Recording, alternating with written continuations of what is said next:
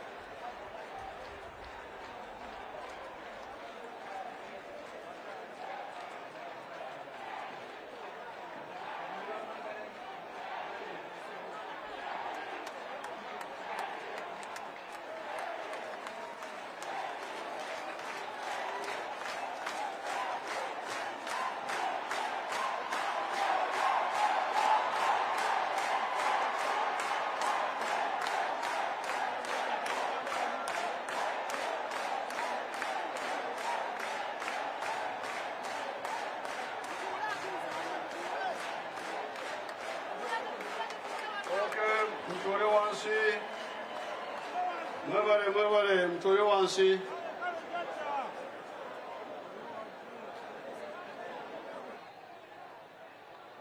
Kubanga njagala tutegeregane bulungi ngenda kwogera mu Luzungu. No, I will not speak in Uganda. I will not explain well. I will speak in English, then ngenda kwogera mu Luganda wabe wakyusa amanyi Oluganda obulungi.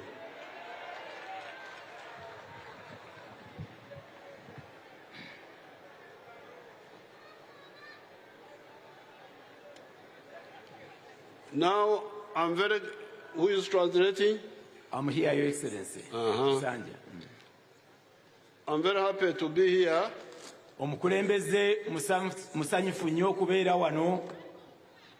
So that we discuss thoroughly. Tubeerenga mukubaganya naye ebirowoozo paka ku nkomerero.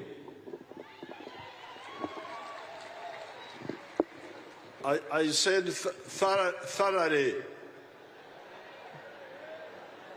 Mu bujjuvu. Mu bujjuvu. Mu bujjuvu ate mu mazima.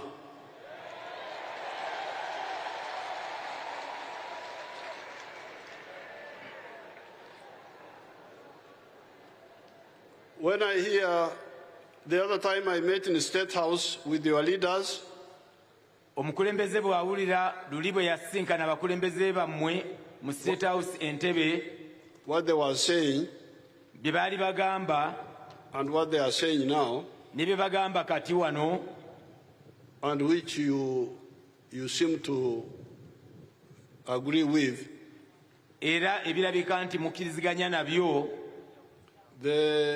I think we need serious talk, and I'm here to talk with you. Ndowooza twetaaga okwogerera ddala era omukulembeze ali wano okwogera nammwe. The first claim ebisooka okuba nga bye mugamba is that there are too many taxes in Uganda. Nti waliwo emisolo mingi nnyo mu ggwanga Uganda. This is not true. Kino si kituufu. And that's why I am here to talk with you. Yensonga lwaki omukulembeze ali wano ayogere nammwe. The policy of the government on taxes is quite deliberate. Enkola ya gavumenti ku misolo ya kigendererwa. We normally don't tax what builds Uganda. Nti tetutera kujja misolo ku ebyo ebiwa Uganda omuwendo oba amabanja. Ebizimba Uganda. Ebizimba Uganda. Ebizimba Uganda. Translate that in good Uganda. Ebintu byonna enkola ya gavumenti ya Uganda eri nti ebintu byonna ebizimba eggwanga Uganda okugenda maaso tebabiteekako musolo. Or if we put tax, it is smaller tax. Oba bwe tuteekako omusolo gwina okuba omusolo nga mutono ddala. When we came from the bush, bwe twava mu nsiko,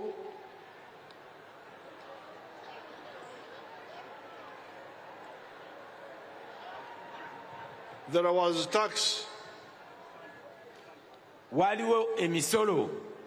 There was tax on export of coffee. Waliwo omusolo mu kutunda emmwanyi okugenda mu mawanga ag'ebweru. It was called coffee export tax. Gwali musolo gwayitibwanga omusolo gw'ebyemmwanyi mu kutunda ebweru. We abolished that tax. Omusolo ogwo gwawerebwa. There is no tax on the export of coffee. Tewali musolo mu kutunda kawa waffe ebweru w'eggwanga. Or any other product which is sold outside. Oba ekintu kyonna ekiyinza okuba nga kitundibwa ebweru tekuli musolo. There is no export tax. Tekuli musolo gwa byakutunda bweru wa ggwanga ng'ebintu ebyo biva mu ggwanga Uganda ng'obitwala mawanga amalala. And yet, when NRM came into the government, that was the main tax, the main source of the government. Ate nga gavumenti ya NRM yagira mu buyinza, ogwo omusolo gwe gwaliwo ng'era gwe guyimirizaawo ebyenfuna by'eggwanga, ogwo ogw'emmwanyi okuzitunda ebweru w'eggwanga. Show me a single export tax, just one. I don't want two, I don't want three, just one. President abagamba nti wabeewo amulaga omusolo gwonna ku kintu nga kiva mu Uganda nga kigenda ebweru w'eggwanga, ne bwe kiba kimu tayagala bibiri oba bisatu, nayagala kimu product oba ekyettunzi ekifuluma eggwanga nga kiriko omusolo. So there is no tax on exports of Uganda. N'olwekyo tewali musolo gwonna ku bintu ebyo byonna ebitundibwa okuva mu Uganda nga bigenda mu mawanga amalala. All of them. Byonna byonna. There is no tax on individuals, head tax, omusolo gw'omutwe. Tewakyali musolo ku bantu, ku muntu kinnoomu oba omusolo ogwo gwayitibwanga ogw'omutwe. We abolished that. Gavumenti yagugaana. When I buy matoke from Mbarara or from somewhere within Uganda, President bw'agula amatooke okuva e Mbarara oba okuva mu kitundu kya Uganda yonna, I need to get a license. Kyetaaga okufuna kyokka ebeera license oba ebbaluwa emukkiriza okusuubula amatooke. And we were having battles with the people in Kampala here who were having too much imposer. Era President abadde n'entalo nnyingi ku bantu mu Kampala wano ababadde bayina imposer ennyingi ennyo gye bajja ku bantu mu butale. But the view of the government is that apart from the import tax, apart from the license, internal trade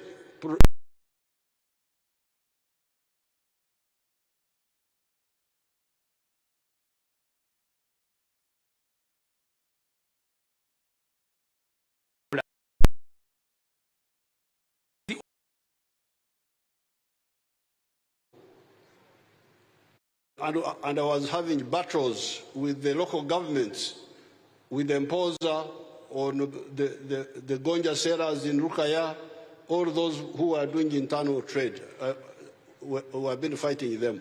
Era President abadde n'entalo nnyingi ne gavumenti z'ebitundu ezibadde zijjanga imposer nga mu butale obw'okukubo ng'e Rukaya ku gonja, ku nkoko n'ebintu byonna ebitundibwa nga biri mu ggwanga. There is no import tax on products bought from the factory within Uganda and traded within Uganda. Tewaliwo musolo. Import. Tewaliwo musolo gwe bakuggyako ku bintu, omusolo gw'ebintu ebiva ebweru. Ku bintu ebiri mu ggwanga, ebikolebwa mu ggwanga, era nga n'obusuubuzi buli mu ggwanga. Tewali musolo gukuggibwako ogwo gwe bajja ku bintu ebiva ebweru. And actually when I was preparing to come here, era President wabadde ategeka okujja wano, I spoke with one of our young people. Ayogeddeko n'omu ku bavubuka baffe abato. I don't know whether she's here. She's called Akurut. Are you here? President abuuza oba omwana we omuvubuka gwayogedde naye gwe bayita Akurut. Omukyala Akurut bw'aba waali, President akwetaaga. Is she here? Mukyala Akurut w'oli? Come forward. Your Excellency waali awo, waali wanajja.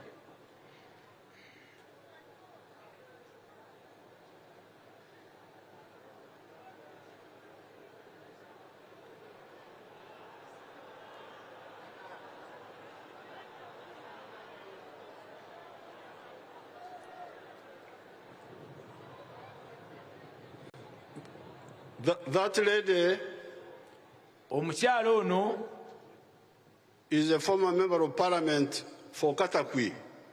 Yali mukiise wa mu parliament okuva e Katakwi. Now, the other day I was talking town something else. Luli yali alina, omukulembeze yali alina kyayogerako ekirala. And jokingly I said, how is poverty treating you? Mu kusaaga naye n'amubuuza nti obwavu bukuyisa butya. And she told me she's not so poor. N'aŋŋamba siri mwavu nnyo. I said, what are you doing? N'amubuuza okola ki? She said, you tell them what you told me. Thank you, Your Excellency.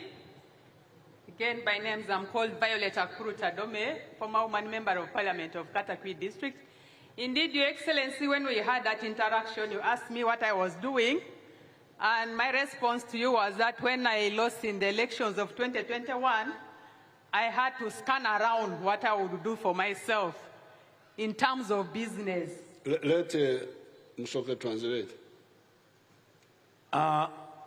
Honorable Agambye nti President bwe yamubuuza ki kyakola, n'amugamba nti alina bye yatandikawo okukola, era bwe yatunula mu bintu ebiriwo n'abaako byatandika okukola byagenda otubuulira. When she lost the elections, bwe yali amaze bw'atayitamu mu kulonda kwa Member of Parliament e Katakwi.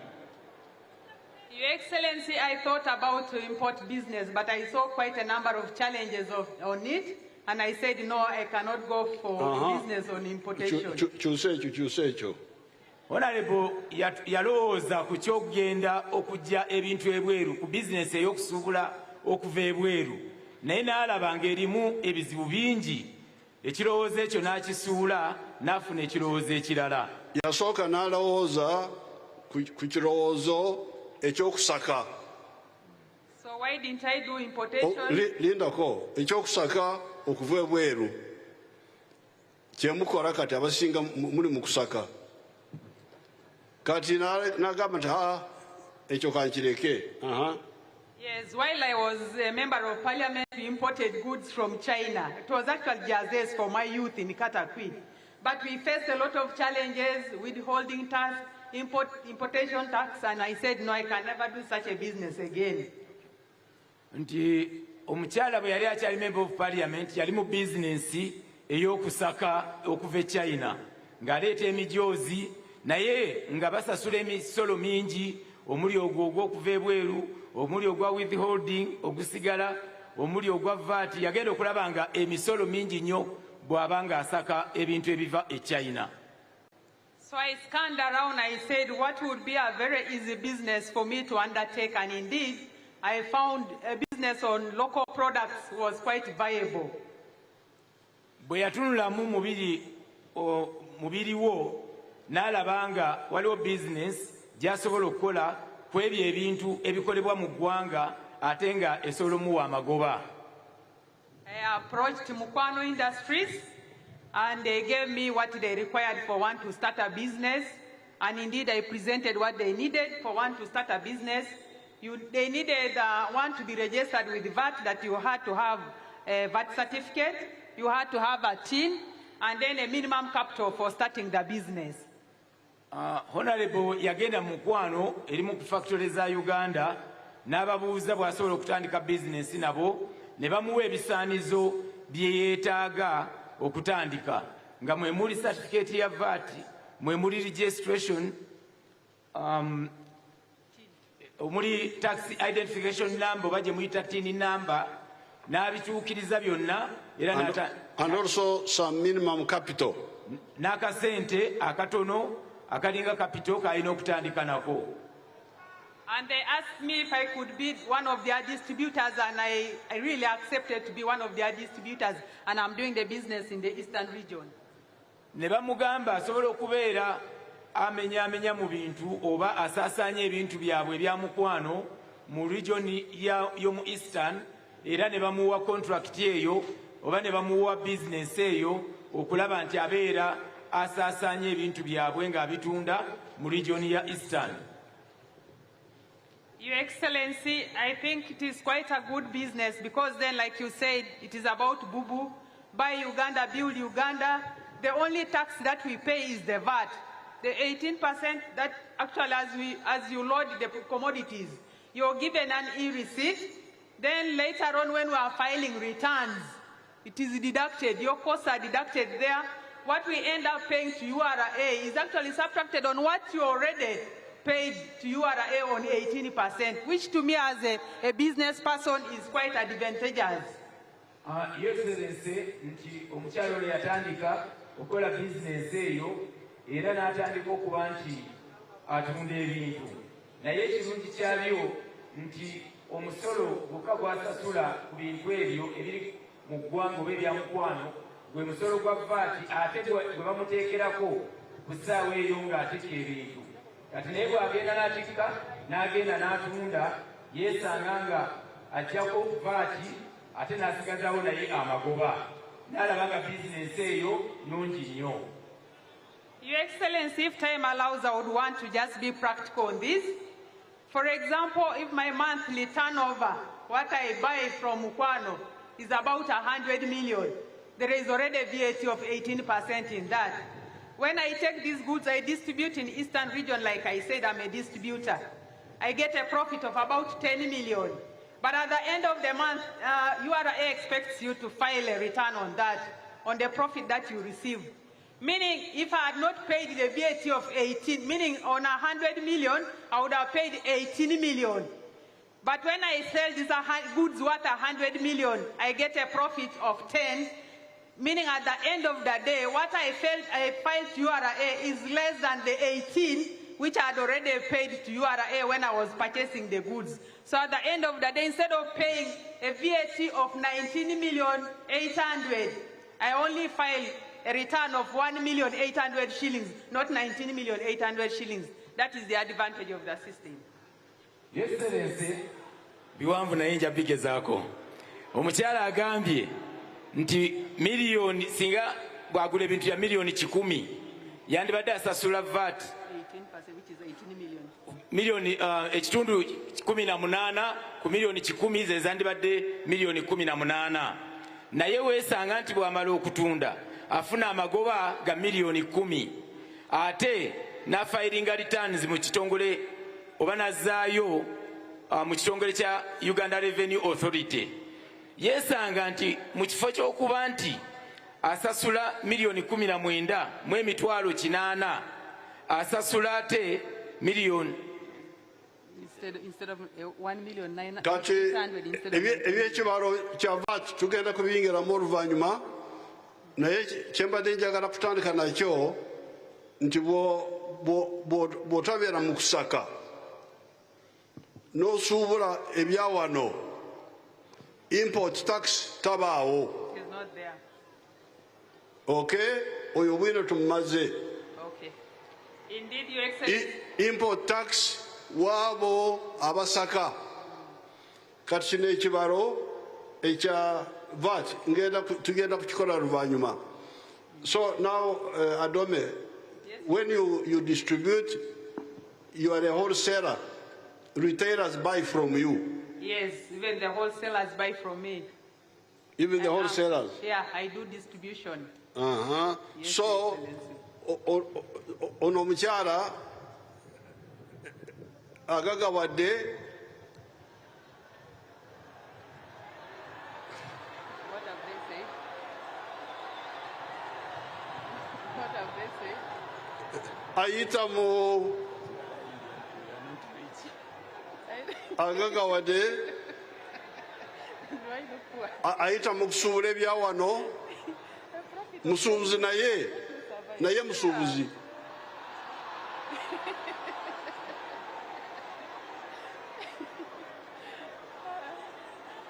Oba muze kuteesa muwulirize.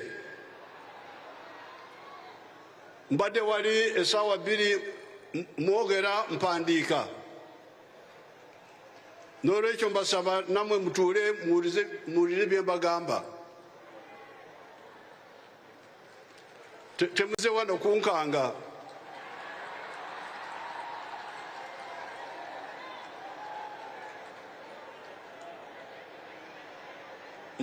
Mbadde wali essaawa 2 mpuliriza ekituufu n'ekifu byonna mpandiika wali. N'olwekyo nammwe muwulirize. Kati she's a distributor, so she gives to the wholesalers, and the wholesalers give to the retailers. Yes, Your Excellency. Kakati omukyalo ono asaasaanya ebintu bya mukwano kwabo abalala baddako bahorosera oba batundira ewamu, ate ne bahorosera nabo ne bawa bali baliteera oba batematemamu ebintu ebyo paka kwoli asembayo agenda kikozesa. So when you say basuubuzi, you should now know that the basuubuzi are of different types. N'olwekyo bwe mugamba nti muli basuubuzi. Okay, you can sit, Adome. Thank you very much. Eyalama. Yeah, boy, excellent. Muyino kimanya nti obusuubuzi oba abasuubuzi balimu ebiti oba ebika ebyenjawulo. There are abasuubuzi kusuubula ebyaffe. Waliwo abasuubuzi abasuubula ebyaffe ebya Uganda. Ngono. Nga Honorable Adeke. There are abasuubuzi who sell our products outside. Waliwo abasuubuzi abakwala ebintu bya Uganda ne babitunda mu nsi ez'ebweru. Now you are also basuubuzi, but who kusaka. Naye nammwe muli basuubuzi abo abasaka nga mujja mu nsi ez'ebweru. N'olwekyo, therefore, when we are talking, please let's be clear. Don't say basuubuzi that you are the only basuubuzi. No. N'olwekyo bwe tuba twogera tubeere beerufu tumegamba nti basuubuzi naye waliwo ate n'abasuubuzi ab'ebika ebirala. So therefore the internal distributors, the exporters either don't pay tax or pay fewer taxes. N'olwekyo abantu baffe abo abali mu bintu abasaasaanya ebintu ebikoleddwa mu ggwanga n'abo abatunda ebintu byaffe ebweru olumu tebasasulirako ddala musolo oba bwe guba weeguli guba musolo mutono ddala. Abamu tebasasulirako ddala. Exporters don't pay any tax. Abo abatunda ebintu bya Uganda ebweru tebasasula musolo gwonna nga babitunda ebweru. The ones inside pay tax, but smaller than the importers. Abo abali mu ggwanga batunda eby'omu ggwanga basasulayo akasolo naye nga katono nnyo okusinga n'ogwo ogusasulwa ku bintu ebiva ebweru. But even the ones who import, naye n'abo era abajja ebintu oba basaka ebintu ebweru. It depends what you import. Kisinziira ku ekyo ky'osaka okuva ebweru. If you import machinery bw'oba oleeta ebyuma to process things here, okuba nti bikola ebintu wano mu ggwanga oba nga ng'ebya factory, you don't pay any tax. tolina musolo gwonna gw'osasula. You don't pay import tax. Tosasula musolo gwa kuyingiza bintu mu ggwanga. If you import raw materials, bw'osasula ebintu ebyo ebikozesebwa mu kampuni zaffe oba mu factory zaffe wano mu Uganda, you don't pay tax. tosasula musolo. There is what we call raw materials. Waliwo bye bayita ebyo ebintu ebikozesebwa okukolamu ebintu ebirala mu factory. There is what we call intermediate products. Waliwo kye tuyita ebyo ebintu ebirongoseddwamu akatono. There you pay the East African tax of 10%. Awo musasula omusolo ogutwala mu region ya East Africa gwa kitundu 10 ku buli 100. If you import pharmaceuticals, singa oba osase ebyo ebyeddagala mu malwaliro gaffe, initially you don't pay taxes. mu kusooka tosasula misolo gyonna. But in the future, when we start making our own drugs, ne mu maaso eyo nga tutandise okukola amadagala gaffe, we shall have to protect our pharmaceutical manufacturers by putting tax even on the imported pharmaceuticals. tujja kutandika okuteeka omusolo ku ebyo eddagala eriva ebweru tusobole okukuuma zino factory zaffe ez'eddagala ze tunaba tutandise mu ggwanga lyaffe Uganda. So therefore, the issue which is on the table N'olwekyo ensonga zino eziri ku mmeeza wano is import of consumer goods which are not medicine, which are not machinery, which are not raw materials, and which are not intermediate products. This is what we are talking about. ensonga eri ku mmeeza wano y'ensonga ey'ebintu ebiva ebweru w'eggwanga nga bisakiddwa nga tebiri mu gurupu ya byaddagala, terimu ebyo ebirongooseddwamu, terimu ebyo ebiri mu byuma ebikozesebwa mu factory, wabula ya bintu ebirala ebikozesebwa mu maka gaffe naye nga tebiri mu kategori ziri ezitagibwako musolo.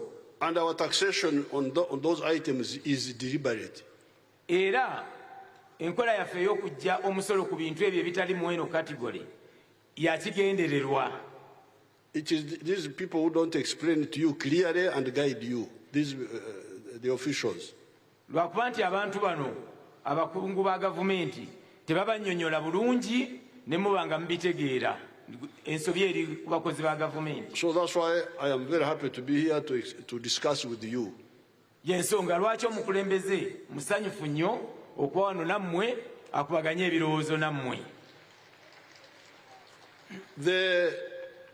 It is more than 60 years since African countries got independence. Kati tusoba mu myaka nga 6 okuva ensi oba ebbendobendo lya Africa lwe lyafuna obwetwaze. Bwe batandika okufuna independence. Lwe batandika okufuna obwetwaze. But many of these countries are still backward up to today. Naye ensi zino nnyingi eza Africa zikyali mabega nnyo paka ekiseera kya kaakati. And one of the problems is this one. Era emu ku nsonga n'ebizibu ebizifudde okuba nti zikyali mabega yeno ensonga yennyini gye tuliko kati. Okusaka okutaliko kikomo. To import endlessly. Kwe kuba nti tusuubula okuva mawanga g'abazungu ag'abachina ag'abayindi nga tetumala ne tusigala nga tukyasuubula mu nsi endala. Waliwo endwadde bagiyita ekikulukuto. There is a disease known as ekikulukuto in Uganda. Nyankole is called ekyerwiso. waliwo ekirwadde mu Luganda ekiyitibwa ekikulukuto naye ate mu Lunyankole bakiyita ekyenviiso. This is ekyerwiiso. Kino ekyeviiso. If you are, because when you import, the shirt I'm putting on is made in Uganda. Kubanga bw'osaka okuva ebweru nga omukulembeze n'essaati gy'ayambaddeyo ekoleddwa mu Uganda. By fine spinners. Ng'ekolebwa kampani ya Fine Spinners ekola engoye. Now, this shirt here is from the cotton of Uganda. Kati essaati eno omukulembeze w'eggwanga gy'ayambadde eva mu kotoni alimibwa mu Uganda. Pamba elimibwa mu Uganda. Therefore, our people got money by growing the pamba. N'olwekyo abantu baffe abalima pamba bafuna sente. Bafuna sente ne bafuna n'emirimu. Bafuna sente n'emirimu ne bagifuna. When the pamba went to the ginnery, our people got money, but they also got jobs. They were workers in the ginnery. Abantu baffe bwe balima pamba, abantu baffe bafuna emirimu ne bafuna ne sente kubanga emirimu egyo bagifuna nti bakolanga mu factory eri erongoosa pamba. Ejamu ensigo mu pamba. Yeah, Your Excellency. The one which removes seeds from the pamba, they got jobs. Abantu abo abakola mu factory ejjamu ensigo mu pamba bafuna emirimu. The ones who made the pamba into ewuzi got jobs. N'abo abakola mu factory eya pamba ejjamu wuzi nabo bafuna emirimu. The ones who worked in the weaving section where the wuzi is turned into fabric got jobs. N'abo abakola mu factory efuula wuzi ezivudde mu pamba n'ezifuula mu ngoye ezirina okukolebwamu engoye endala nabo bafuna emirimu. Then the ones working in the printery to put in colors got jobs. N'abo abakola mu factory eyo egenda n'eteeka langi mu pamba ono oba mu lugoye luno olugenda okukolebwamu olugoye nabo era baafuna emirimu. Then the tailoring. N'abo kati abagenda ku byalaani ne batunga nabo baafuna emirimu. Now, when you import this, so therefore, when I put on this shirt, maybe $5 worth. N'olwekyo omukulembeze bw'ayambala essaati eno osanga nga egula $5 n'agyambala ng'ekoleddwa mu Uganda. The 100% of that money is remained here in Uganda. Ekitundu 100 ku 100 kwezo sente essaati zeegula zisigala wano mu ggwanga lyaffe eya Uganda. And created 6 levels of jobs. Ate era essaati eyo yateekawo emitendera 6 yonna gyonna nga giteekawo emirimu gy'abavubuka baffe bannayuganda. Growing the cotton. Okusimba pamba. Ginning the cotton. Okumugyamu ensigo pamba. Spinning. Okumukolamu ewuzi. Weaving. Okumugyamu engoye ezikola engoye. Printing. Okuteekamu erangi. And tailoring. N'okutunga. Now, you who import this shirt from China. N'olwekyo gwe ajja essaati eno okuva e China. You take, if the shirt is $5 here. Essaati eno singa egula sente za $5 wano mu Uganda.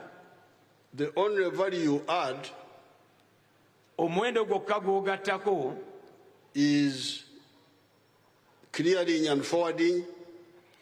Yeeyo ey'okuba nti okutambuza n'okuyingiza mu ggwanga. Loading on the lorry. Okutikka ku mmotoka eyo eya loole egenda okuba nti etambuza engoye ezo. maybe the shop assistant. n'oyo atunda mu dduuka lyo. Now, if you put all those in money terms, ebyo byonna bw'obiteeka mu muwendo ogwa ssente, you may find it is like maybe 10%. ojja kusanga nga kitundu 10 ku buli 100 ky'ogenda okusaasaanya, ky'oyongeddeko omuwendo. 90% of the value went out. Ebitundu 90 ku 100 byonna obitutte ebweru w'eggwanga, eyo gy'ojje olugoye olwo. And the jobs went out. N'emirimu gyonna nagyo gyagenda mu nsi eyo. Because Uganda is consuming 276 million meters of textiles. Kubanga eggwanga lyaffe Uganda lisaasaanya oba likozesa miliyoni 276 ez'engoye. A factory like Naitil makes 25 million meters. Ekkolero ng'erya Naitil likola miliyoni 25 mu mita ez'engoye. So in order to clothe us properly, we need about 11 factories or 11 like Naitil. Kati eggwanga Uganda okugezaako okuba nti ligatta enjawulo eno wakati wa miliyoni 276 lyambaza abannayuganda bonna. Okusobola okwambaza abannayuganda bonna tuba twetaaga amafactory nga Naitil 11. And Naitil alone employs about 1,500 people. Naitil ekkolero erimu lyokka likozesa abakozi nga 1,500 in the making. mu nkola ebintu engoye ezo. But also the other jobs, Abasuubuzi, they are also available for Naitil. Naye ate n'emirimu egy'abali abajja ebweru oba abasaka engoye ezo nabyo ate era balina emirimu gino Naitil gyewa abantu. Okutikula, to load and unload. Okutikka n'okutikkula ku loole. Those also get jobs. They are not part of the 1,500. Naye nabo era bafuna emirimu bano aba Naitil naye nga tebali ku giri 1,500 egy'abano abakola mu factory. The shop assistants, abakola mu maduuka, all those are the same. Bonna be bamu. But you have now the additional 1,500 who make the cloth. Naye ate oyinako bano abakozi 1,500 boyongera ku gino emirala abakola mu factory mulinga bakola engoye zino. Uganda is spending now $880 million on importing textiles. Eggwanga lyaffe Uganda buli mwaka lisaasaanya miliyoni 808 eza dola ku ngoye ezisakiddwa okuva mawanga g'ebweru. That means all the money we earn from coffee, because we earn from coffee about $900 million. Kitegeeza nti sente zaffe zonna ze tufuna mu kutunda kaawa waffe ogenda ebweru eziwera miliyoni 908 zonna tuziwaayo ne tuzizaayo nga tusuubula engoye. Ate kaawa tumwongeddemu amaanyi. We are now producing more because we used to earn about 400 million only. Ate kati eggwanga kaawa limwogeddemu amaanyi twalinga tufulumya miliyoni 4 zokka mu dollars. Now we are getting 900, but all of it goes back to Kusaka engoye. Kati sente zaffe zonna ze tufuna miliyoni 900 zonna olumala ozifuna nga tuzijje mu kaawa ng'ate ziddayo nga tusaka engoye mu nsi ez'enjawulo. So that's why we say, you people, really, kino ekikulukuto. How long will you go on with this ekikulukuto? N'olwekyo bantu mmwe kyetuva tugamba nti naye ddala kino ekintu ekyokuba nti sente zaffe zonna tuziriwa amawanga amalala tunaakomawa n'okutambula n'ekikulukuto kino ekya sente z'eggwanga nga zifuluma eggwanga. This is why we say we tax in order to encourage our people to buy the Ugandan my shirt like this one, so that we close off the Kusaka And if we are to kusaka, we kusaka ebintu ebinene ennyo enyonyi bye tutasobola naye kino kyetusobola nakyo okukisaka kyakuswala. Yensonga lwaki bagamba oba tugamba nti katuteekewo omusolo ku bintu bino ebiva mu nsi ezitali zaffe eziva ebweru gye tusaka ebintu tusobole ate okukuuma bano abatandisewo amakolero gasobole okukola ebintu tusuubule ebyo bye bakoze eby'eggwanga lyaffe tusobole okutaasa ssente ezifuluma mu ggwanga Uganda. This is the main point. Eno y'ensonga enkulu. Yes, we are looking for taxes. Kituufu tunoonya emisolo. And we are looking for the taxes mainly from the areas ezitujjamu omusaayi. Era tunoonya emisolo okusingira ddala mu ebyo ebitundu ebivaamu ebitujjamu omusaayi oba ebitwala ssente zaffe mu nsi z'abazungu. And the ones ebituzaamu omusaayi we tax, either we don't tax or we tax katono. Naye ate ebyo ebizzaamu omusaayi mu ggwanga Uganda either oba tetubigirako ddala musolo oba tujjako akasolo katono. So that is I don't know why these people cannot explain that to you. That man sector, I told him many years ago, I told him about when they were again demonstrating and so on, we talked about all this.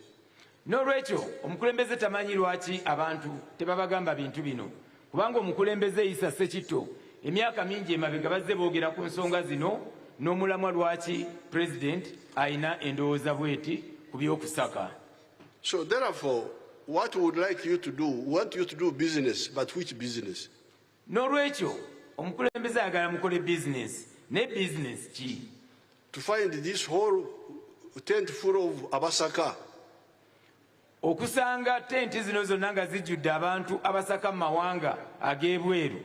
Ewaffe ntungamu okusaka kya nsonyi nnyo.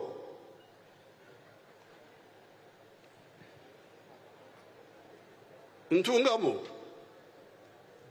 okugamba nti amaka ago gasaka.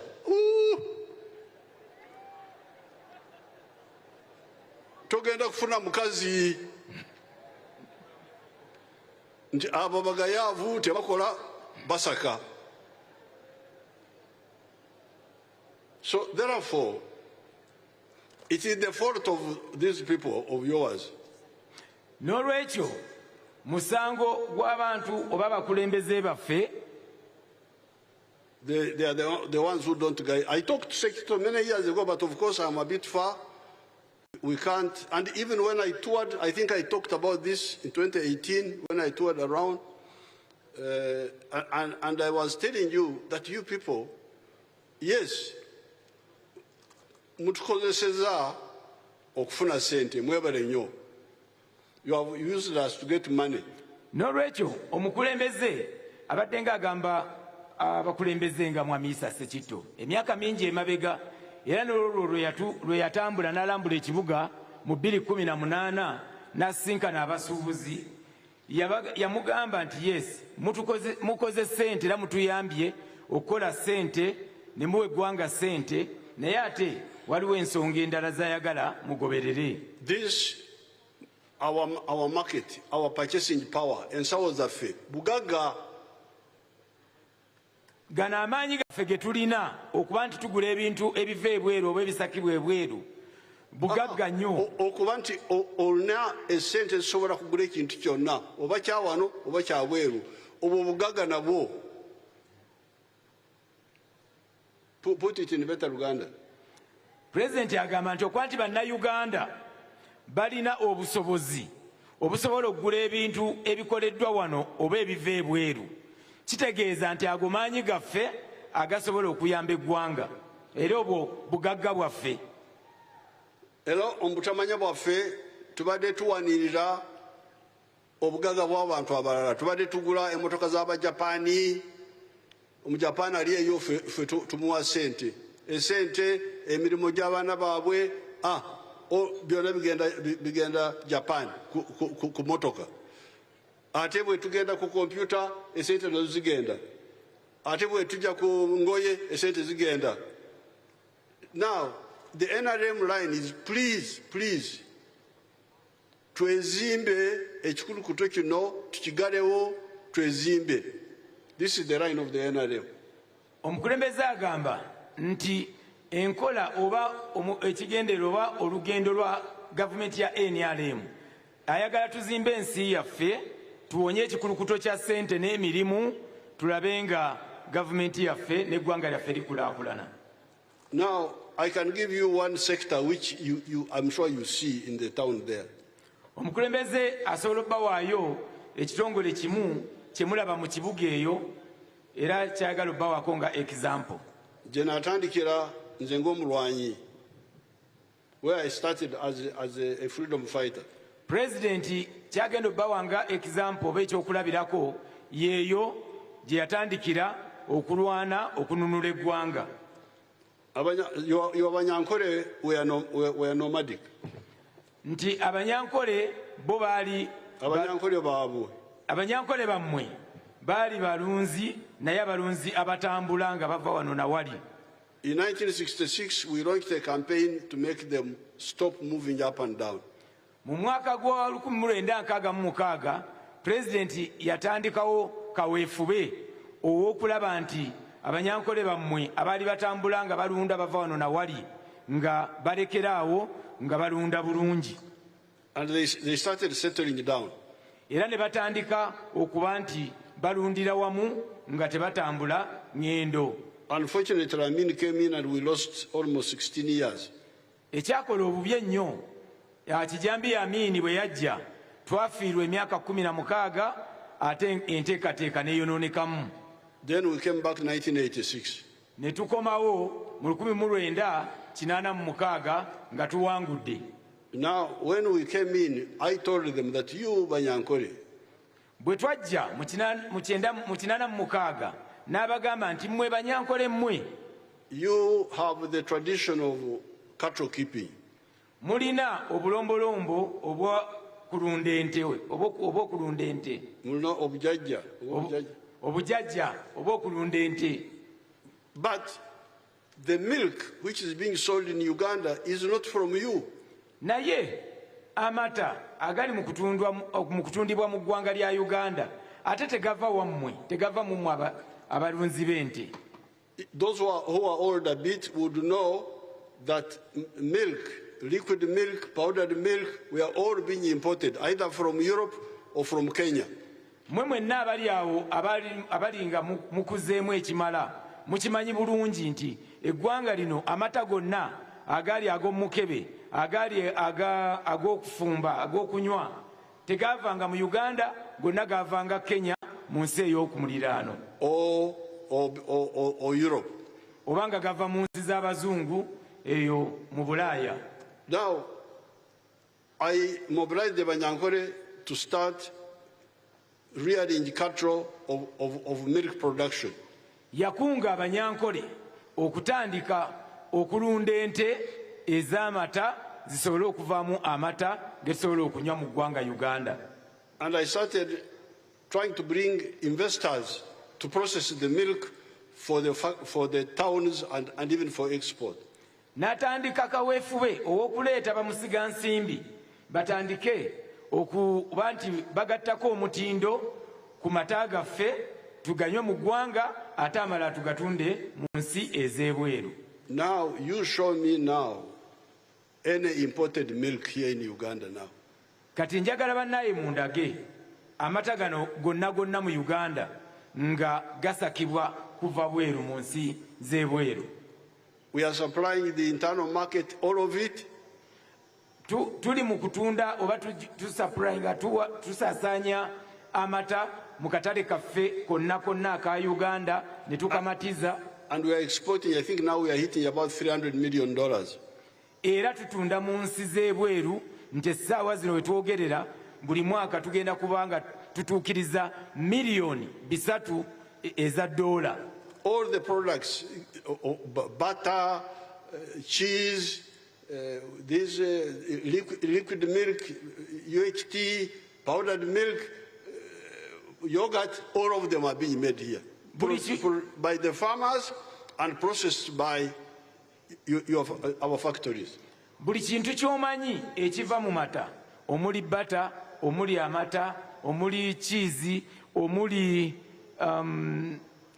ebintu byonna, omuli ice cream, buli kyomanyi ekiva mu mata nga kisobola okukolebwa mu mata. Kati tukikola wano era abantu babigula ne tubitunda mu ggwanga n'ebweru w'eggwanga.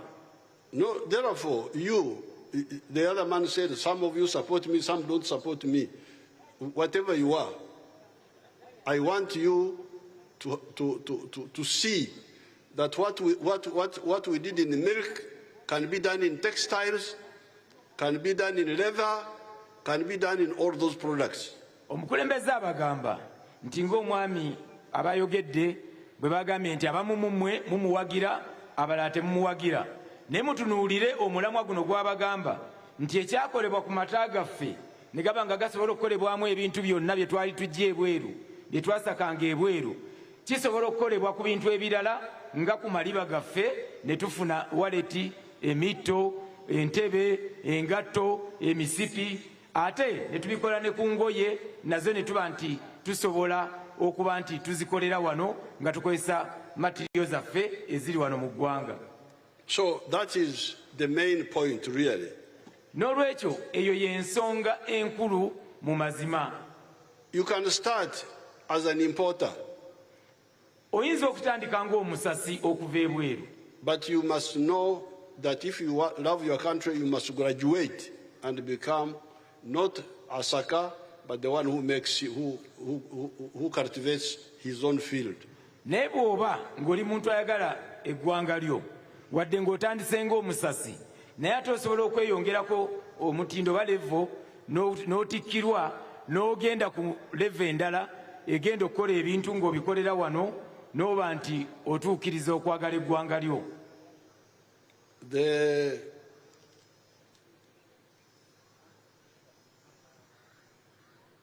If you go to a place like South Korea, singa ofuna omukisa n'ogendako mu nsi nga South Korea, there is a company called Samsung. Eriyo ekitongole ekikozi ky'ebintu kye bayita Samsung. Company.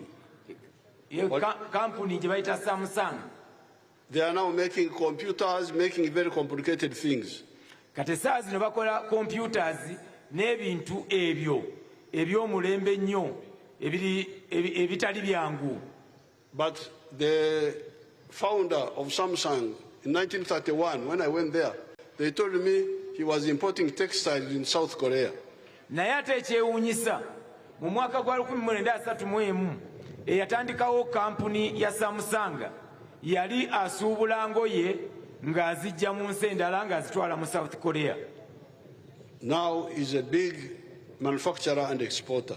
Kati essaawa zino we twogerera mukozi akola ebintu ate era ng'abitunda wabweru wa South Korea mu nsi ez'enjawulo.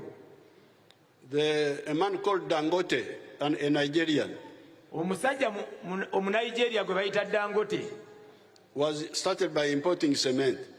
Yatandika na kusaka cement. But now he's got big factories of cement in Nigeria. He's now building a petroleum refinery and so on. Naye essaawa zino azimbye kampuni eya sementi mu Nigeria, ate era azimbye ne kolero eriryongerako omutindo ku mafuta mu Nigeria. This is what I told Sekito long ago. Bino byabadde ng'agamba Mwami Isa Sekito ebbanga lyonna emabega eyo. Now, what I would like you to do is to see you graduate from Osaka to making the products here. Kati omukulembeze kyagamba nti ayagala okubalaba nga mweyongerako omutindo oba mugenda ku ddaala eddala muve mu kusaka ate tulabe nga tukolera ebintu wano mu ggwanga lyaffe. Now the problem, you say the government doesn't support local investors. Rubbish. That's a lot of rubbish. Kati mugamba nti gavumenti teyamba ba investor oba bamusiga nsimbi abavayo nga bannayuganda nti gavumenti tebayamba. N'agamba ebyo tabitegeera. Byabwewusa. Mbizimudde. Abizimudde byabwewusa. I got figures here. Aina wano olukalala Bwino. ne Bwino. 450 companies in Namanve. Company binamwatano in Namanve. 315 of them are Ugandan. Bisatu 15 zonna z'abanna Uganda. That is 70%. Bitundutundu 7 ku buli 100 companies ziri Namanve z'abanna Uganda. I can give some names.